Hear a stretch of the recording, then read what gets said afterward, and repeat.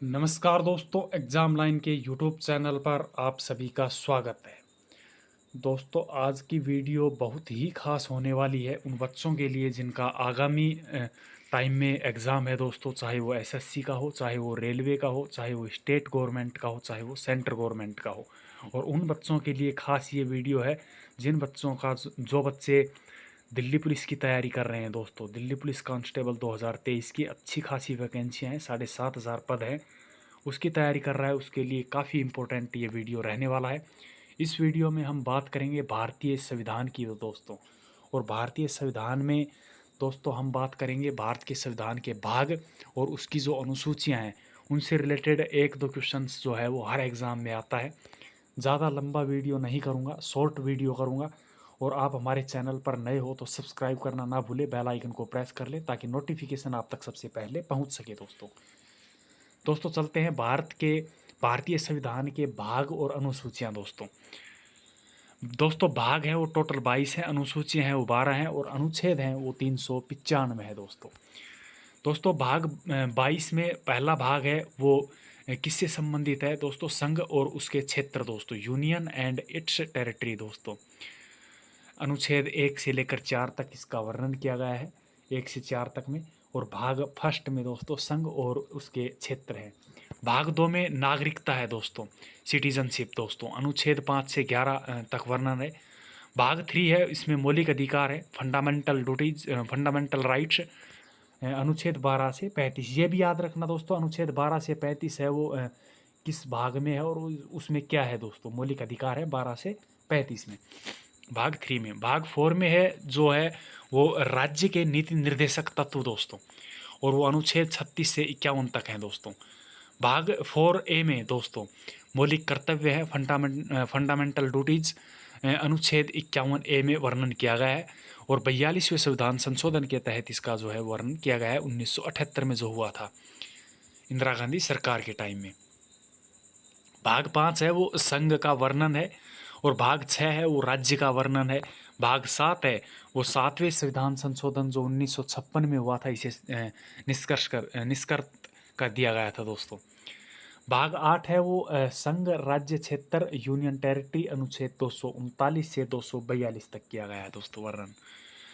ये इंपॉर्टेंट है दोस्तों, तीनों की तीनों। भाग 9 जो है वो पंचायत स्थानीय स्वशासन, अनुच्छेद 243 से 243 ओ तक किया गया है इसका वर्णन। और ये दोस्तों 243 A B C D E F G H I J K L M N O, ये याद रखना, इनके में बीच में से पूछ लेता है। 243 के है वो किस काम आता है, उसमें किसका वर्णन किया गया है? 243 जो जी है उसमें किसका वर्णन किया गया है? तो दोस्तों भाग 9 है वो पंचायत से संबंधित है, स्थानीय स्वशासन, अनुच्छेद 243 से 243 ओ तक। अगला है भाग 9A में नगरपालिका म्युनिसिपल टिक्स में किया गया है इसका 243 पी से लेकर दोस्तों 243 जेड जी तक दोस्तों। अगला भाग 9B है दोस्तों, सहकारी समितियां, अनुच्छेद 243 जेड एच से लेकर 243 जेड टी तक दोस्तों। भाग 10 है अब दोस्तों, भाग 10 है वो अनुसूचित एवं जनजातीय क्षेत्र हैं, उसका वर्णन किया गया है, अनुच्छेद जो 244 और 244 ए तक दोस्तों। भाग 11 दोस्तों, भाग 11 भी इम्पोर्टेंट है। भाग 11 में किस का वर्णन किया गया है? संघ और राज्य क्षेत्रों के मध्य संबंध में। भाग 12 दोस्तों, वित्त, संपत्ति, संविदाएं एवं वाद दोस्तों, जिसे फाइनेंशियल प्रॉपर्टी दोस्तों, कॉन्ट्रैक्ट्स एंड सूट्स, इसका वर्णन किया गया है। भाग 13 में भारत के राज्य क्षेत्र के भीतर व्यापार, वाणिज्य और जो समागम है वो, इसका वर्णन किया गया है। भाग 14 में संघ और राज्यों के जो अधीन सेवाएं हैं उसका वर्णन है। भाग 14A में अधिकरण दोस्तों, अनुच्छेद 323A से लेकर 323B तक दोस्तों, जिसमें एनजीटी का गठन किया गया था। भाग 15 दोस्तों, ये भी काफ़ी इंपॉर्टेंट है दोस्तों। भाग 15 है वो निर्वाचन से संबंधित है, इलेक्शन से संबंधित है। भाग 16 है वो कुछ वर्गों के लिए विशेष उपबंध जो है वो SC ST OBC आंग्ल भारतीय। भाग 17 है वो राजभाषा, ये भी इंपॉर्टेंट है दोस्तों, इसको भी इंपॉर्टेंट लगाने, भाग 17 को राजभाषा से संबंधित। भाग 18 दोस्तों आपात उपबंध, जो अनुच्छेद 352, अनुच्छेद 356, अनुच्छेद 360 में किया गया है। भाग 19 दोस्तों प्रकीर्णन। प्रकीर्णन दोस्तों। अब दोस्तों आ जाती है अनुसूचियाँ दोस्तों। पहले दोस्तों पहले कितनी थी 8 और बाद में जोड़ी गई है दोस्तों 4 और जोड़ी गई हैं। टोटल करके अनुसूचियाँ हैं वो 12 हैं। अनुसूची फर्स्ट में है वो राज्य एवं जो संघ है उसके राज्य क्षेत्रों का वर्णन है। अनुसूची 2 है वो वेतन भत्ता पेंशन आदि से, मतलब इसको ऐसे याद कर लेंगे हम, वेतन 2 भत्ता 2 पेंशन 2, बस। अनुसूची 2 में वर्णन किया गया है। अनुसूची 3 में दोस्तों शपथ एवं प्रतिज्ञान का प्रारूप दोस्तों। अनुसूची जो थर्ड है उसमें शपथ एवं प्रतिज्ञान का प्रारूप है, जिसे ओथ भी बोल सकते हैं शपथ को। नोट दे रखा है राष्ट्रपति, गवर्नर, उपराष्ट्रपति ये तीनों अनुसूची 3 के अनुसार शपथ नहीं लेते हैं। इनका जो है वो इसके लिए विशेष अनुच्छेद है दोस्तों। ये तीनों छोड़कर बाकी सभी जो शपथ हैं वो अनुसूची 3 के अंदर लेते हैं, राष्ट्रपति, गवर्नर और उपराष्ट्रपति को छोड़कर। अनुसूची 4 का जो संबंध है वो राज्यसभा में सीटों का आवंटन करना है दोस्तों। अनुसूची 5 में है वो अनुसूचित क्षेत्रों एवं अनुसूचित जनजातियों के प्रशासन और नियंत्रण के बारे में उपबंध, लेकिन असम, मेघालय, त्रिपुरा और मिजोरम, जिसे हम ATMM बोल सकते हैं दोस्तों, को छोड़कर दोस्तों। अनुसूची 6 जो है वो AMTM में जनजातीय क्षेत्रों के बारे में विशेष उपबंध किया गया है दोस्तों। एग्जाम्पल असम में राज्यपाल और AMTM में मतलब कि मिजोरम और दोस्तों ये मेघालय और त्रिपुरा में राष्ट्रपति संसद द्वारा बनाए गए कानूनों को मानने के लिए बाध्य नहीं है, वह कानून को मानने से इनकार कर सकते हैं। अनुसूची 7 दोस्तों। अनुसूची 7 जो है वो शक्तियों का बंटवारा है केंद्र एवं राज्य सरकारों के बीच में दोस्तों। अनुसूची अब 3 प्रकार की हैं, संघ सूची, राज्य सूची और समवर्ती सूची दोस्तों। पहली जो है वो दोस्तों संघ सूची है, इसमें 100 विषय है, पहले 57 में थे। दूसरी जो है राज्य सूची में 61 विषय है। तीसरी समवर्ती में दोस्तों 52 है, और जो ये सूची है वो ऑस्ट्रेलिया से दी गई है। अनुसूची 8 जो है वो मान्यता प्राप्त भाषाओं का उपबंध है। 14 भाषाएं पहले 14 भाषाएं थी, 21वें संविधान संशोधन के द्वारा सिंधी भाषा जोड़ी गई है दोस्तों। ये काफ़ी इंपॉर्टेंट है, भाषाओं से संबंधित अनुच्छेद जो है अनुसूची है वो अनुसूची 8 में 14 भाषाओं का जो है वर्णन किया गया है। 21वें संविधान संशोधन के तहत दोस्तों जो सिंधी भाषा है वो जोड़ी गई है, और 71वें संविधान संशोधन के तहत कोंकणी, मणिपुरी और नेपाली ये 3 भाषाएं जोड़ी गई हैं। और 92वें संविधान संशोधन के तहत दोस्तों बोडो, डोंगरी, संथाली और मैथिली दोस्तों। 71वें के अनुसार हम नमक याद कर सकते हैं दोस्तों, ये कोंकणी, मणिपुरी और नेपाली। और 92वें के अनुसार हम BDSM याद कर सकते हैं, बोडो, डोंगरी, संथाली और मैथिली दोस्तों। वर्तमान में जो है वो 22 भाषाएं हैं। अनुसूची 9 दोस्तों भूमि अधिग्रहण की विविध विधियों का वर्णन दोस्तों। भूमि अधिग्रहण की विधियों का वर्णन अनुसूची 9 में है। राज्य के इस अधिकार को SC में चेंज नहीं किया जाता। 2007 में SC ने निर्णय लिया कि अगर किसी व्यक्ति के मौलिक अधिकारों का हनन होता है तो SC में चैलेंज किया जा सकता है दोस्तों। अनुसूची 10 जो है वो 52वें संविधान संशोधन के तहत जो है वो दल बदल के आधार पर निर्भरता का उल्लेख है। 1985 में दोस्तों इसका जो है वो 52वां संविधान संशोधन के तहत जोड़ा गया था। अनुसूची दोस्तों 11 है वो 73वें संविधान संशोधन के तहत 1992 में जोड़ी गई थी। पंचायती स्वशासन और पंचायती अधिकार, प्राधिकार और दायित्व। अनुसूची 12 इसमें नगर पालिकाओं के अधिकार, प्राधिकार और दायित्व के बारे में वर्णन है। 74वें संविधान संशोधन के तहत 1992 द्वारा किया गया था दोस्तों। इसमें 18 विषय हैं नगर पालिकाओं को दिए गए थे।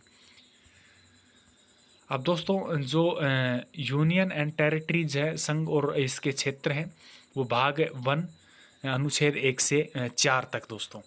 अनुच्छेद 1 से 4 तक जो है इसका वर्णन किया गया है, भाग फर्स्ट में लिया गया है। अनुच्छेद 1 है इंडिया अर्थात भारत राज्यों का संघ होगा। संविधान में हमारे देश का नाम है वो भारत है।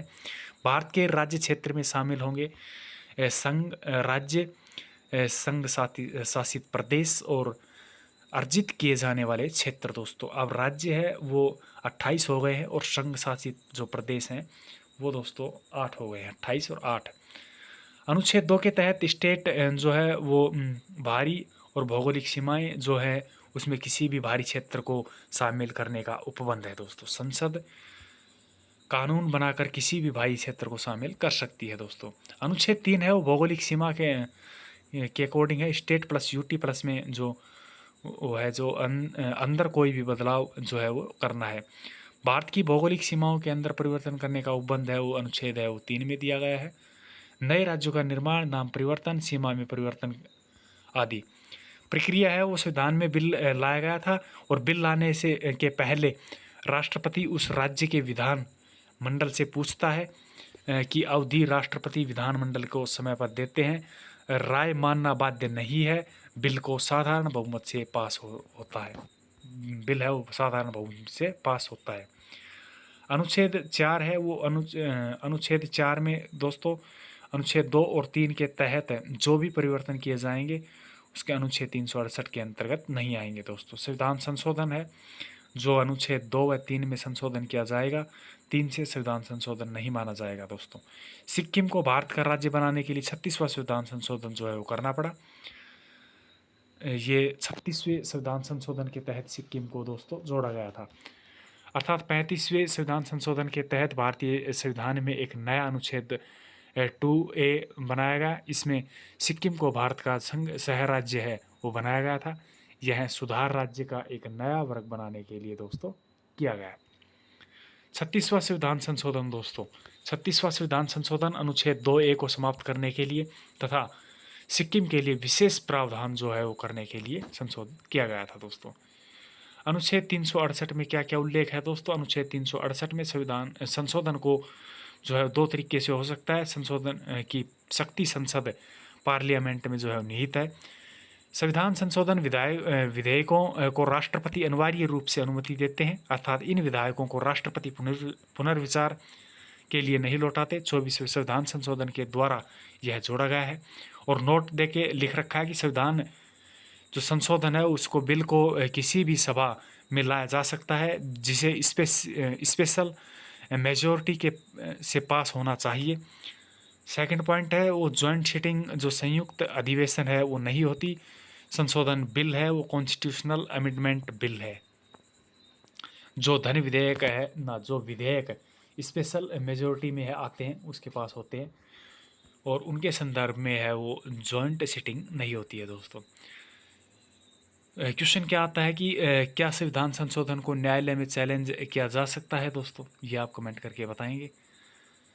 अगला है वो संघ है एकात्मक जो दोस्तों ब्रिटेन से लिया गया था। राज्यों का संघ है वो भारत का और कनाडा से। संघात्मक है वो यूएसए से और दोस्तों जो प्री संघात्मक है वो ऑस्ट्रेलिया से। या आप डायग्राम के माध्यम से भी आप देख सकते हैं दोस्तों। भाग 3 है वो फंडामेंटल राइट्स है, मौलिक अधिकार है, अनुच्छेद 12 से 35 में वल्लभ भाई समिति की सिफारिश पर किए गए थे दोस्तों। 7 फंडामेंटल राइट्स मौलिक अधिकार जो मानवीय अधिकार और राज्य के नीति निर्देशक तत्व डीपीएसपी और नैसर्गिक अधिकार दोस्तों। ये दोस्तों आपको डायग्राम के माध्यम से बता दिया है। अगला है मौलिक अधिकार। मौलिक अधिकार हैं वो 1215 में इस ब्रिटेन के शासक द्वारा वहाँ की जनता को कुछ अधिकार दिए गए थे जिसे मैग्ना कार्टा कहा जाता है दोस्तों। आगे का वीडियो है वो अगले वीडियो में देखेंगे दोस्तों। तब तक हमारे चैनल पर बने रहें दोस्तों। अब तक जितना भी पढ़ाया है, जितना भी बताया है आप लोगों को काफ़ी इम्पोर्टेंट है, हर लाइन इम्पोर्टेंट है और इसमें संविधान में से क्वेश्चंस आता है तो लगभग इस जो आज पढ़ाया है इसमें से एक क्वेश्चन आने की प्रबल संभावना रहेगी। चैनल को सब्सक्राइब नहीं किया है तो सब्सक्राइब कर ले, बेल आइकन को प्रेस कर लें ताकि नोटिफिकेशन आप तक सबसे पहले पहुंच सके दोस्तों। मिलते हैं अगले वीडियो में। इससे आगे का वीडियो है वो इस लेके आएंगे दोस्तों। तब तक हमारे चैनल पर बने रहें। जय हिंद, जय भारत।